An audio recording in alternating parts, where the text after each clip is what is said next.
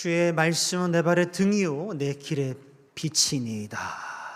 주의 법을 사랑하는 자에게는 큰 평안이 있으리니 그들에겐 장애가 없으리로다. 그랬습니다. 할렐루야. 지난 한 주간 시편 119편 말씀을 통해서 우리가 은혜를 함께 나눴습니다. 여러분 각자에게 주신 은혜가 있으실 텐데, 우리 유튜버들이 그런 이야기를 하죠. 구독과 좋아요는 제겐 사랑입니다.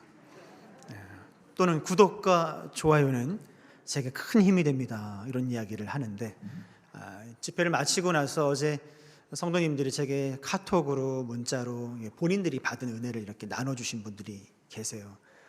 그걸 제가 이렇게 읽으면서 너무 마음이 감사하고, 이 문자 하나, 이 카톡 하나, 이 전화 하나가 되게 큰 비타민이구나 하는 생각을 해보게 또 되었습니다.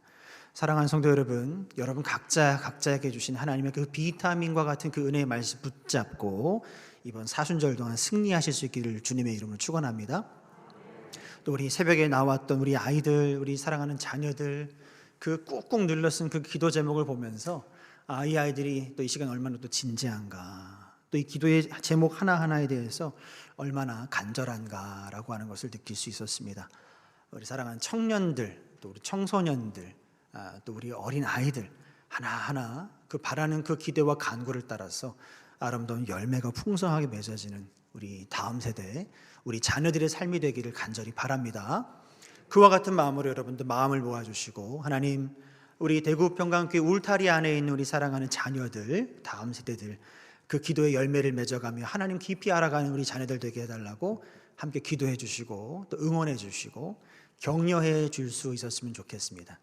그리고 부탁드리는 것은 이렇게 교회 복도나 계단이나 오며 가며 하실 때마다 내가 아는 애든 모르는 애든 한번 머리 쓰다듬어 주시고, 어깨 한번 툭툭 쳐주시고 예쁘다고 해주시면 참 좋을 것 같다는 생각을 해보게 됩니다.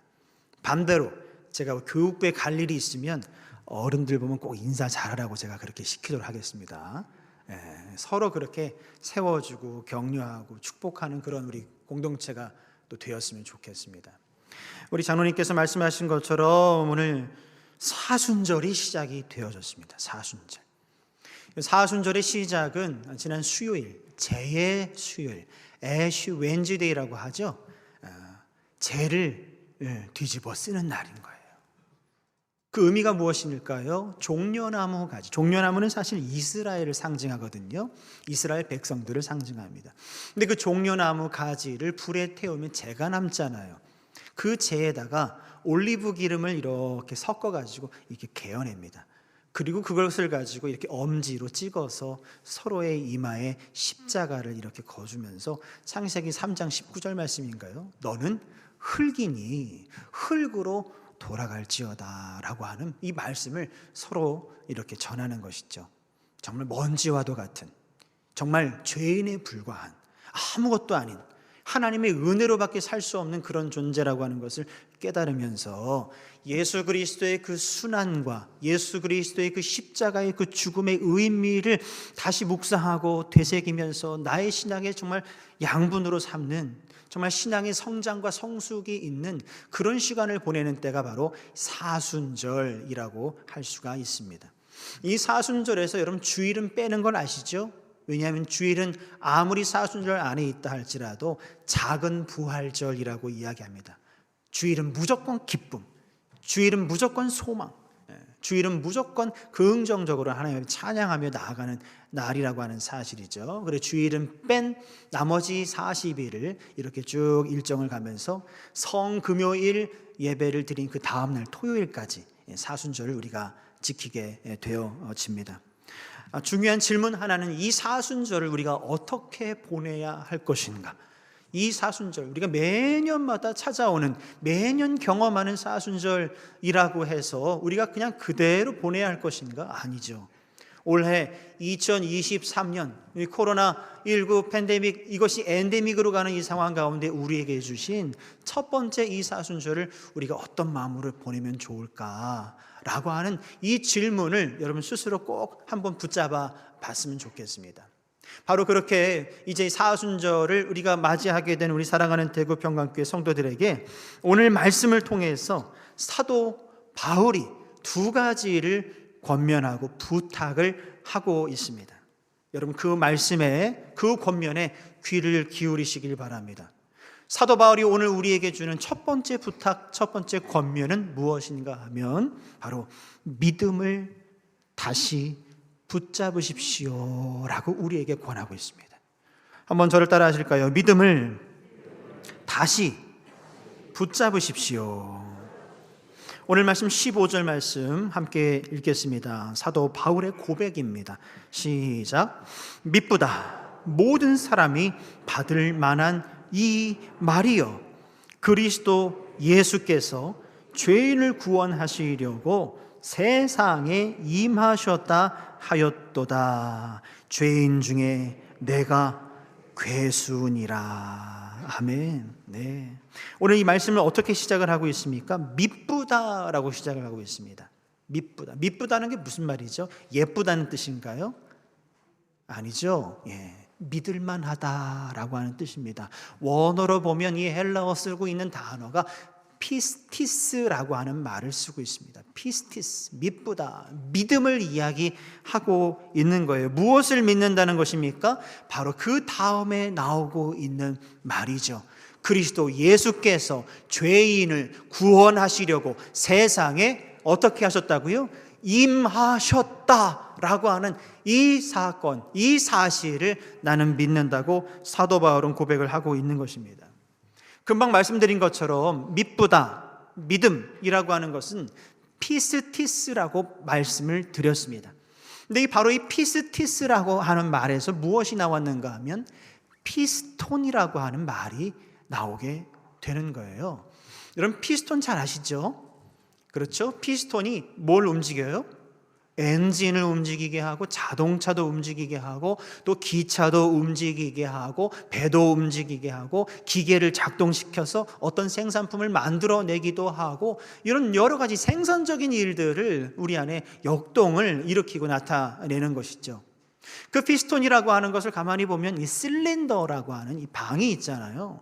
그 실린더 안에서 이 연료가 폭발을 하고 연소되는, 타는 그 과정에서 나오는 힘에 의해서 이 피스톤이 위아래로 왕복 운동을 이렇게 하면서 그 힘으로 이제 어떤 물체를 움직이고 기계를 움직이고 하게 되는 것이죠. 가만히 보면 이 모든 상황이 우리 신앙 상황과 똑같다라고 하는 것을 우리가 알 수가 있습니다. 무엇입니까? 바로 여러분의 그 여러분의 영혼을 실린더라고 한다면 여러분 안에 믿음이 있습니다. 그렇죠?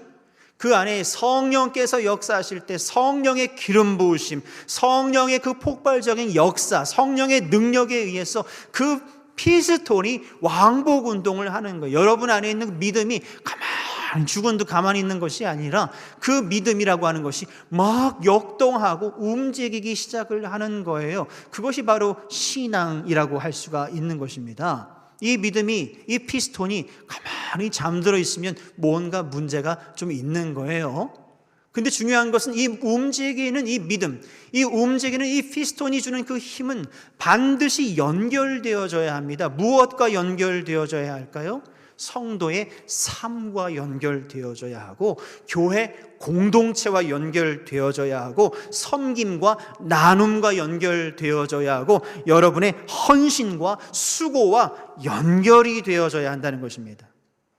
다시 말씀드립니다. 여러분의 헌신과 수고, 교제와 나눔, 교회 공동체, 구체적인 나의 믿음의 삶, 일상이라고 하는 것과 바로 이 피스톤 역할을 하고 있는 이 믿음이라고 하는 것이, 믿음의 그 능력, 믿음의 그 힘이 연결되지 않으면 여러분, 그것은 굉장히 위험하다라고 하는 것을 우리는 알 수가 있는 것이죠. 피스톤이라고 하는 믿음이라고 하는 이 피스톤이 만들어내는 힘은 그렇게 무언가 연결되어져야 한다는 거예요. 왜냐하면 연결되지 않으면 자칫 영지주의에 빠질 수가 있기 때문에 그렇습니다. 영지주의에 빠질 수가 있기 때문에 그래요. 영지주의라고 하는 것이 무엇입니까? 영적인 것만 좋다 하는 거예요. 영적인 것만 인정하는 거예요. 예를 들면 사도 바울과 디모데가 지금 한참 사역하고 있었던 이 초대교회 이 시대에 만연했던, 교회마다 들어와 있었던 그 악하고 거짓된 교사들이 누군가가 있었는가 하면 바로 영지주의자들이었어요. 다시 말해서 예수 그리스도를 믿긴 믿되 예수 그리스도는 하나님이시니, 그리고 그의 영성, 그의 신성은 인정하지만 그의 인성은 인정하지 않는 거예요. 그러니까 그의 성육신, 육신으로 이 세상에 오셨다, 나와 똑같은 몸으로 오셨다라고 하는 것은 인정하지 않고 믿지 않는 것입니다. 그저 영적인 것만 추구하고 영적인 것만 믿는 사람들이었다라고 하는 것이죠. 우리가 코로나19 팬데믹을 보내면서 소위 플로팅 크리스천이라고 하는 새로운 말을 우리가 듣게 되어졌습니다. 이 플로팅 크리스천이라고 하는 말이 어떤 말인가 하면 최근에 나온 한국교회 트렌드 2023이라고 하는 책, 그러니까 이 코로나가 엔데믹으로 가게 되면서 앞으로 우리 교회가 어떻게 나아가야 될 것인가에 대해서 아주 자세하게 전망을 해놓은 책이 있습니다. 저 책에 보면 첫 번째 이 플로팅 크리스천에 대해서 가르쳐주고 있는데요, 제가 읽어드리겠습니다. 이 플로팅 크리스천이란 전통적인 신앙생활을 벗어나서 자유로운 신앙생활을 추구하는 자들로 코로나19로 인해 불가항력적으로 생겨났다. 그들은 어느 한 곳에 정착하지 않고 사회 변화에 따라서 계속해서 움직이며 자신들에게 가장 알맞은 신앙생활을 추구하고 있다라고 이야기합니다. 이 플로팅 크리스찬들의 특징이 있어요. 정착을 하지 못합니다. 아니, 정착을 하지 않습니다. 그리고 이 교회 또 저 교회를 이렇게 탐방을 하고 돌아다니는 거예요. 마치 유목민처럼 이제 떠돌아다니는 것입니다. 마치 부평초처럼 이렇게 둥둥둥둥 떠다니는 거예요. 이들의 특징이 있습니다. 무엇인가 하면 온라인이라고 하는 거예요. 온라인. 실제적으로 그 교회에 가서 방문을 하는 것이 아니라 온라인상에서 영상으로, 유튜브로 이 교회 또 저 교회, 이분의 설교 또 저분의 설교를 통해서 자신들의 영적인 필요만 채우는 사람들이라고 이해할 수가 있습니다. 자신의 영적인 욕구와 그 필요를 채우는 사람이라고 할 수가 있어요. 이들은 전통적인 신앙생활에서 벗어나 자유로운 신앙생활을 추구하니 그 모습이 좋아 보일 수도 있습니다. 굉장히 트렌디해 보이고 이 시대가 정말 원하는 그런 상일 것 같기도 하지만 중요한 것은 위험의 요소가 있다는 것입니다. 자칫 현대판 영지주의자가 될 수 있다라고 하는 거예요. 영지주의가 별게 아닙니다. 영적인 만족만 추구하는 성도, 자신의 그 영적인 욕구만 채우기를 원하고 바라는 성도가 영지주의자예요. 무슨 말씀인가 하면 이 플로팅 크리스찬에게는 그 영적인 것에 대한 순간적인 만족은 있을지 몰라도 믿음의 실체가 없다는 게 문제예요. 그 믿음이 실현되고 발현될 수 있는, 열매로 드러날 수 있는 그 믿음의 공동체가 있어야 하고, 그 공동체에서 구체적인 그 섬김과 나눔이 있어야 하고, 만남과 교제가 있어야 하고, 헌신이 있어야 하는데 이 내용은 쏙 빠지고 영적인 만족, 그것만 채우기에 급급하다라고 하는 것이죠. 여러분, 히브리서 기자는 우리에게 분명하게 이야기합니다. 믿음은 바라는 것들의 실상이요, 보이지 않는 것들의 증거라고 했어요. 믿음은 바라는 것들의 무엇이라고요? 실상이요. 믿음이라고 하는 것은 허상이 아니다.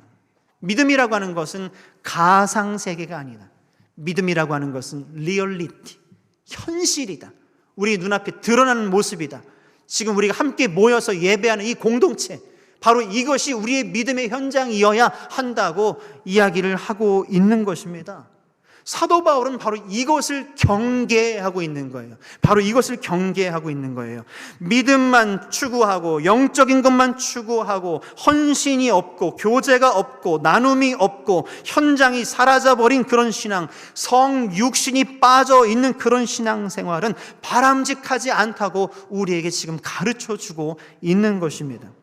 근데 이 세상은요, 또는 이 세상의 공중의 권세 잡은 그 사단 원수 마귀는요, 어떻게 하는가? 하나님의 자녀들이 그 믿음을 다시 회복할까 봐 걱정이라고 하는 것이죠.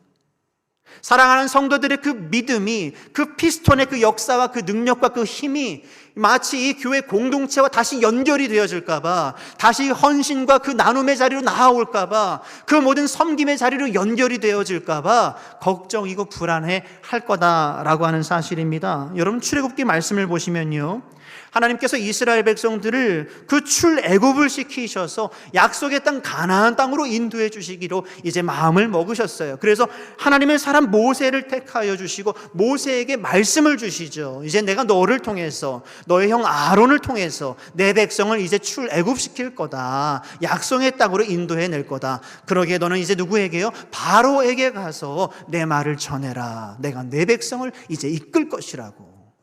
그때 모세가 하나님 말씀에 순종해서 바로 앞에 가게 되어집니다. 내 백성을 보내라고, 광야에 나가서 이들이 하나님을 예배하게 될 거라고. 그때 바로가 어이구 알았습니다, 얼른 가십시오 했습니까? 천만의 말씀이죠. 마음이 완악하여 라고 표현되어 있어요. 바로의 마음이 완악하고 강팍했어요. 그들을 절대 내보내 줄 리가 없었습니다. 그래서 하나님께서 그 애굽 땅을 치시죠. 첫 번째 재앙, 두 번째 재앙, 세 번째 재앙, 마지막 또 네 번째 재앙, 파리떼가 급습을 하고 나서야 바로가 마음이 움직이기 시작을 했어요. 그때 모세 앞에 바로가 뭐라고 이야기를 해주고 있습니까? 말씀을 통해서 한번 확인해 보실까요? 출애굽기 8장 28절 말씀입니다. 함께 읽겠습니다. 시작. 바로가 이르되 내가 너희를 보내리니 너희가 너희의 하나님 여호와께 광야에서 제사를 드릴 것이나 너무 멀리 가지는 말라. 너무 멀리 가지는 말아라. 내가 허락은 하는데 너무 멀리 가지는 말아라 라고 이야기를 합니다. 절에 놓고서는 보내줬을까요? 안 보내줬죠. 안 보내줬죠. 그 이후에 또 어떻게 되어집니까? 몇 가지 또 재앙을 얻어 맞고 난 이후에 함께 읽겠습니다. 시작. 그렇게 하지 말고 너희 장정만 가서 여호와를 섬기라. 무슨 말입니까?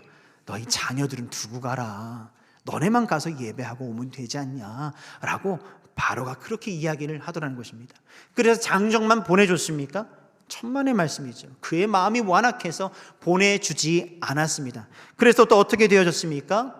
함께 읽겠습니다. 시작.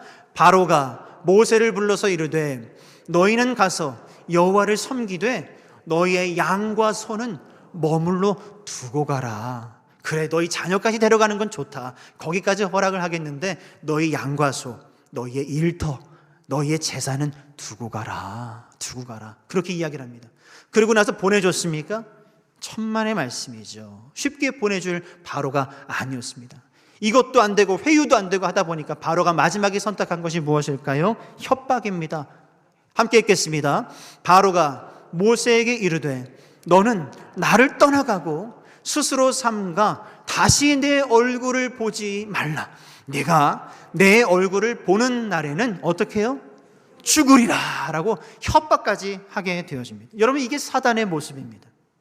다시 이제 믿음을 이제 추스려서 하나님 앞에 나아가기를 결정하고 결단한 하나님의 자녀, 하나님의 백성의 그 걸음 가운데 어떻게 해요? 유혹하고 미혹하고 회유하고 방해하고 협박하고 걱정과 염려와 불안을 엄습하게 해주면서 하나님의 뜻을 이루지 못하게 하더라라고 하는 것입니다. 처음에는 멀리 가지 마라. 그 다음에는 아이들은 두고 가라. 양과 소는 두고 가라. 너희 일터는 두고 가라. 이것도 안 되니까 너 죽을 줄 알아라 라고 했던 이 바로의 모습이 꼭 오늘 이 시대에 믿음을 회복하려고 하는, 교회 공동체의 이 모든 것들을 다시 회복하려고 하는 그 모든 상황 가운데 방해하고 시험 들게 하고 이렇게 하는 사단의 모습과 너무나 닮아 있다라고 하는 사실입니다. 사랑하는 성도 여러분, 믿음의 삶을 회복한다라고 하는 것이 이렇게 어려운 거예요. 간단하지가 않습니다.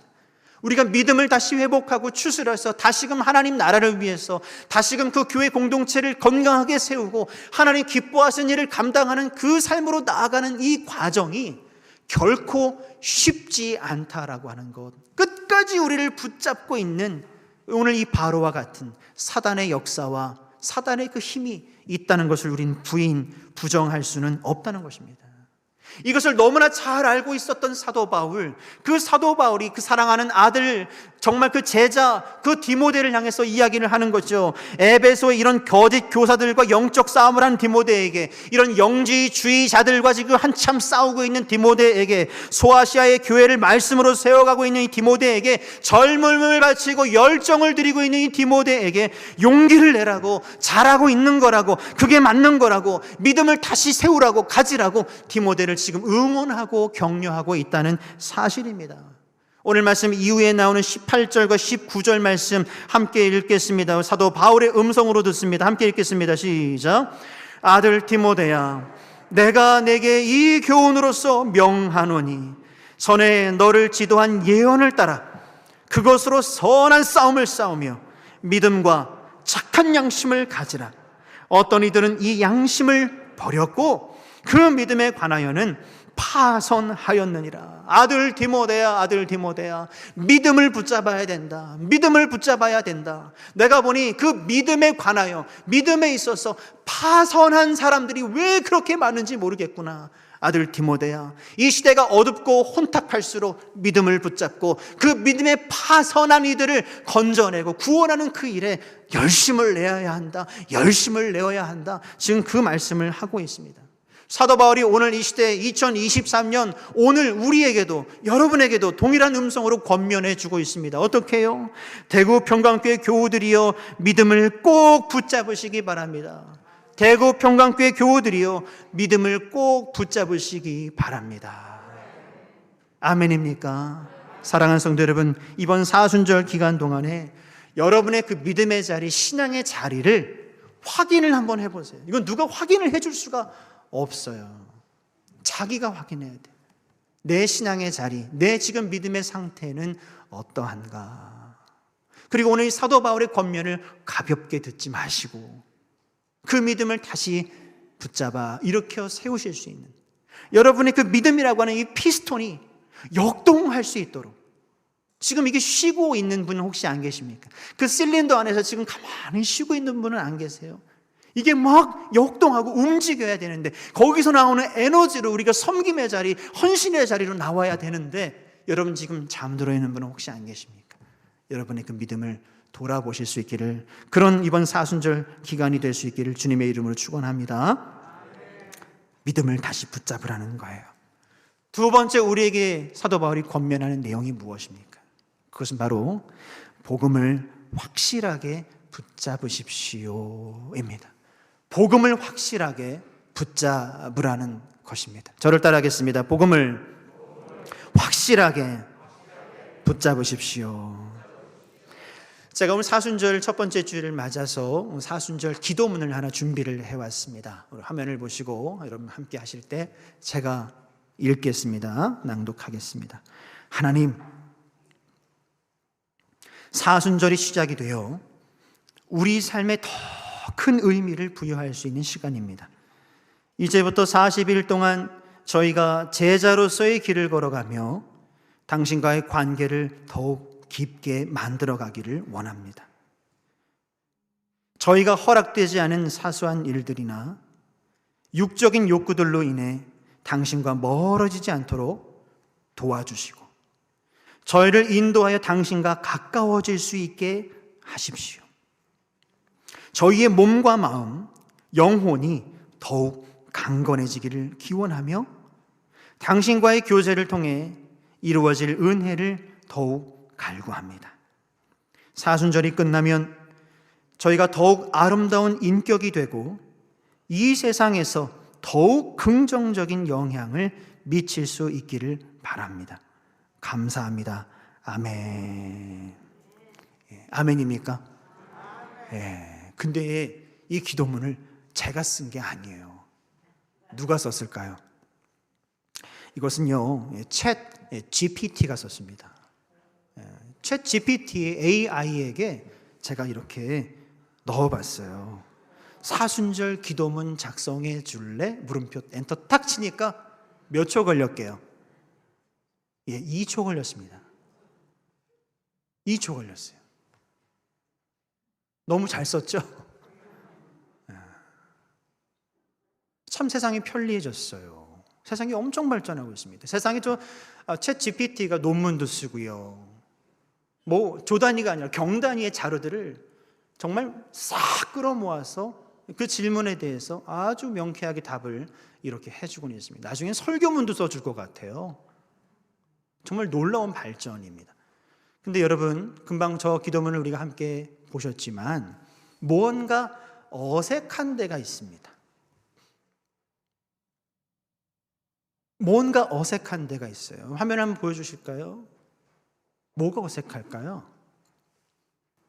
뭐가 좀 빠져있죠. 허전하죠. 그렇죠. 예수 그리스도가 빠져 있어요. 예수 그리스도가 빠져 있다는 사실이에요. 여러분, 복음이라고 하는 것이 무엇입니까? 여러분, 복음은요, 복잡하지 않습니다. 복음은요, 단순합니다. 복음은요, 명확합니다. 복음은요, 장황하지 않습니다. 길지 않습니다. 오늘 말씀에서 15절에 복음을 우리에게 정확하게 이야기해주고 있어요.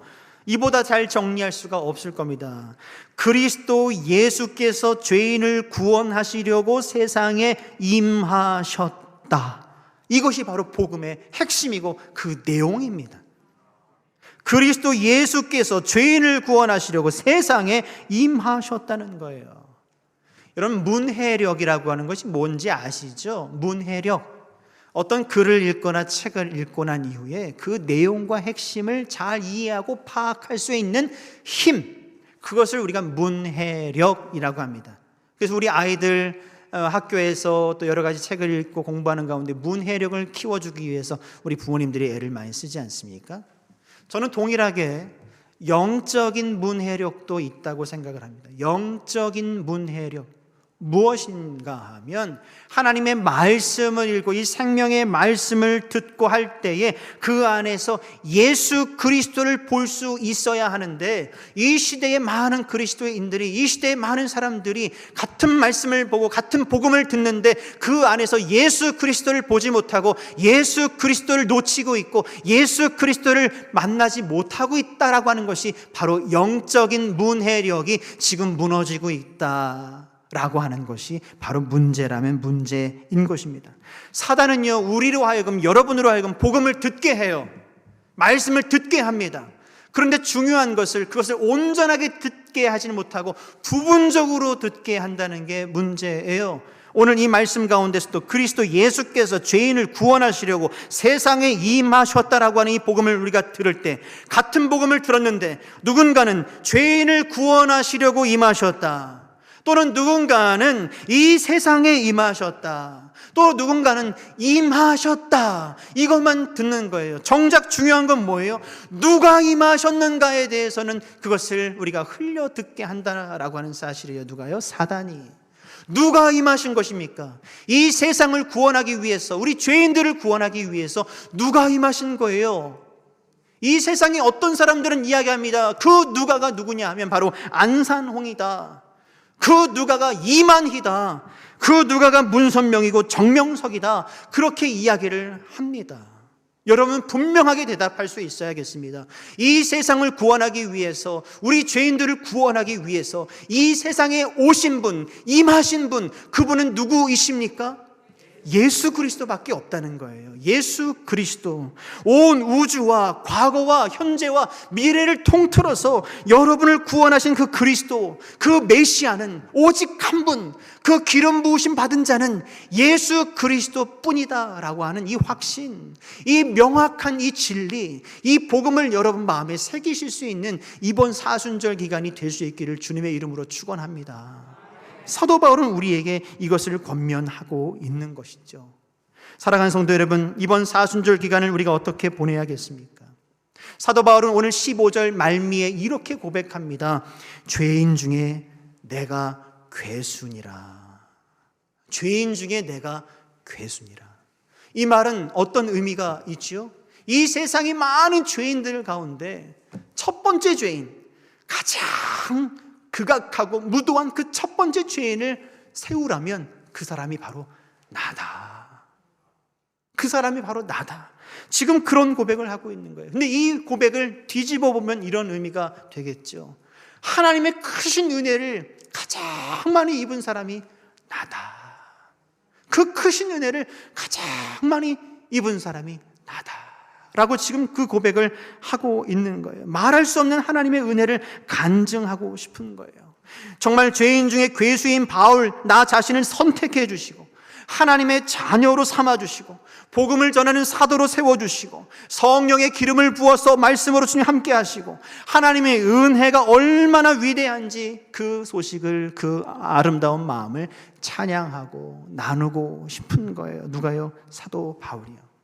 사랑하는 성도 여러분, 이와 같이 약해지는 여러분의 그 믿음을 다시 세우고 희미해져가는 그 복음을 다시 선명하게 복원하시고 하나님의 그 은혜, 나를 향한 하나님의 그 은혜, 나에게 베풀어 주신 그 하나님의 은혜와 사랑을 기억하고 감사하고 간증하고 고백할 수 있는 그런 이번 사순절이 되어질 수 있기를 주님의 이름으로 부탁을 드립니다.